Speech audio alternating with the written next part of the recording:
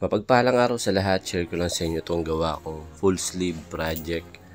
Bale, dito sa sleeve ni client, ito na po yung last na gagawin natin kasi yung babang part, nagawa na natin yung mga inner part, yung lower part sa outer part, na tapos na po natin. Bali, ito na lang po yung natitira. So, itong unang session namin na to last year pa. Bali, ito na yung pinaka final session namin itong year na to.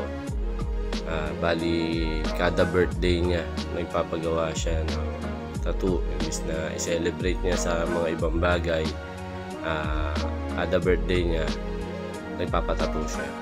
So, yun yung mga kulay na ginamit natin dito sa itong hinahagod natin na to.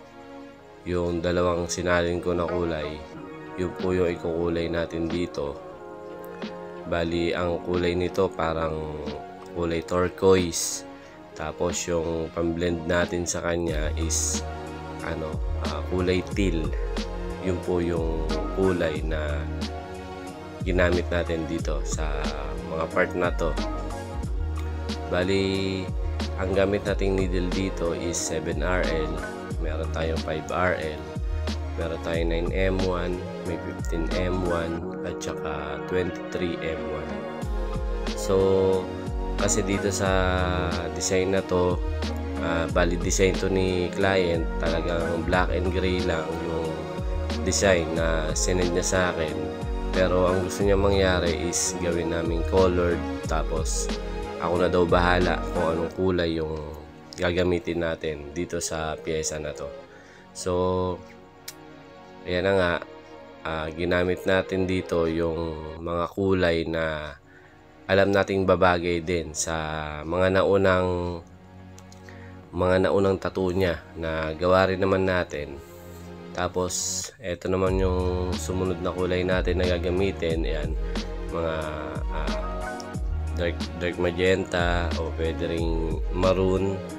Tapos may red tayo, meron tayong yellow orange o parang caramel yung kulay niyan. Tapos meron tayong dilaw. So yan po yung mga ipambe-blend naman natin dun sa pinakaloob na parte ng mukha ng fudog na design na ginagawa natin. So ito yung inuuna natin, yung pinaka dark, yung dark magenta, pwede rin namang maroon yung gamitin nyo. Tapos magbe-blend tayo dyan ng red. Tapos yung red naman, magbe-blend tayo dun ng orange o yellow orange, yung kaninang sinalin din natin. Tapos yung orange, magbe-blend naman tayo dun ng kulay dilaw, parang dark to light. Simula tayo sa dark, palight ng palight, ganun lang po, parang nilalaro lang natin yung mga kulay. So yun, nauna natin kinulay kanina yung dark magenta. Tapos magbe-blend tayo ngayon ng red. Ayan po yung magiging kulay niya. Tapos pagka nagbe-blend po tayo, huwag nyo pong idugtong lang dun sa pinaka dulo nung una nating kinulay. Kailangan kakain tayo ng bahagya dun sa mga nauna nating kinulay. Kagaya nito, nag-red na tayo kanina, pero pinasukan pa rin natin ng orange yung part na red na hinagod natin kanina, para tuloy-tuloy yung blending niya, parang walang putol. Kasi pagka dinugtong mo lang, parang parang putol, para siyang putol tignan. Hindi kagaya pagka kumakain ka ng bahagya dun sa mga nauna mong kinulay, nagkakaroon ng transition talaga o blending. Kumbaga parang magiging wala siyang putol, parang dire-diretso na dark to light yung magiging kulay niya.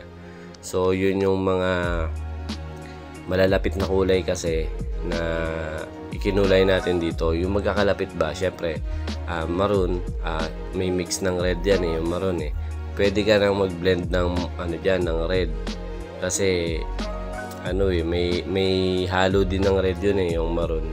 Tapos yung red naman, pwede mong gamitan ng orange, kasi pag nag-mix ka ng yellow at saka ng red, magiging orange. So yun yung pwede mong i-blend pwede mong i-transition dun sa mga naunang kulay na hinagod mo para magmukha siyang walang putol.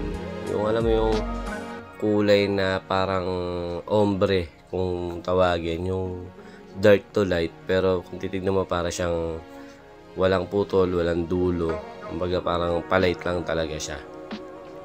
So dito sa ibang part talaga diniskartehan na lang natin kasi wala naman talaga sa design yung ibang part, lalo na yung background.